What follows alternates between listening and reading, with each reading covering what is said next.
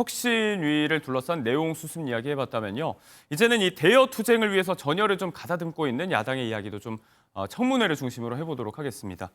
오늘 14일 강선우 여가부 장관 후보자를 시작으로 해서 줄줄이 내각 청문회가 예정이 돼 있습니다. 슈퍼위크라고도 부를 수가 있을 것 같은데 국민의힘은 이제 송곳 검증을 벼르면서 국민검증센터도 출범을 시킨 상황입니다. 사실상 이 여론전 말고는 이 여당의 인준 강행 레이스를 좀 막을 방법이 없는 상황이라고 알려져 있는데 야당은 그래도 최소 한 명 이상은 좀 낙마시키겠다 이렇게 각오를 좀 다지고 있어요.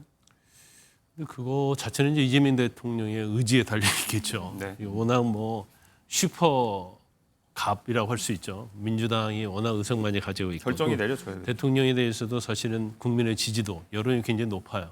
그러니까 웬만하면 강행을 해도 여론에는 영향이 없고 또 국민의힘이 워낙 지리멸렬하니까 예. 사실은 뭐 야당으로서 제가 볼 때는 지금 현 민주당이랄지 정부가 인정하지 않을 정도로 지지도가 낮단 말이에요. 그러다 보니까 지금 사실은 장관 임명하는데 뭐 완전 포괄적으로 그냥 네. 지명해버리잖아요. 사실 이제 분산되는 거예요, 전투력이. 그리고 국회의원들이 또 뭐 한 8명.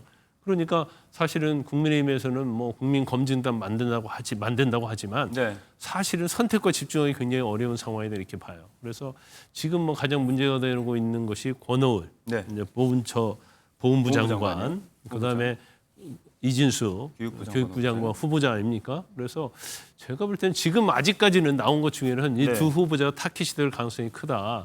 그리고 여러 가지 이제 문제점이 많다고 보는데 네. 우리 정치가 어느 때부터인지 정과가 웬만큼 있어도 문제가 되지 않고 도덕과 청렴성도 사실은 장관 임명의 기준에서 없어져 버리지 않았나 그런 생각이 들어요. 예. 그래서 이 정도 도덕과 청렴성에 문제가 있고 이 정도 정과가 있으면 아예 장관으로서 지명이 안 돼야 하는데 법조시 지명이 되고 네. 뭐 윤 전 대통령도 마찬가지입니다만은 법조시 지명이 되고 아무리 문제를 제기해도 임명하는 것이 관행이 돼버린 이런 우리의 어떤 정치의 흐름이 예. 씁쓸합니다.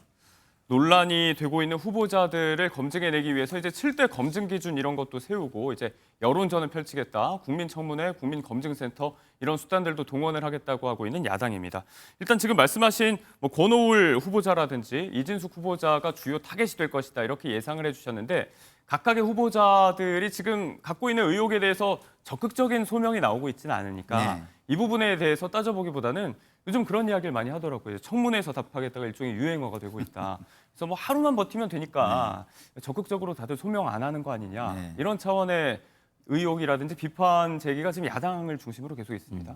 비판할 만하죠. 예. 그게 국가의 미래와 국민의 공익에도 도움이 되지 않기 때문에 예.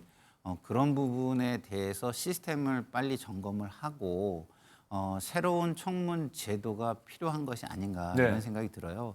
지금까지의 청문 제도는 저는 의미를 잃었다고 봅니다. 왜냐하면 지난 정권 네. 청문회를 다 무력화시켰고 사실상 뭐 의미 없게 만드는 거 아닙니까? 그리고 이번 정권에서도 사실은 그런 것들에 대해서 어떤 스스로 개선하려는 노력은 지금 없는 거예요. 예. 그리고 실제로 현실이 그거를 개선해가지고 사람을 골라서 쓰기가 쉽지 않은 현실이 있을 수도 있습니다. 그렇다고 한다면 저는 국회에서 정말 현실적인 논의를 통해서 네.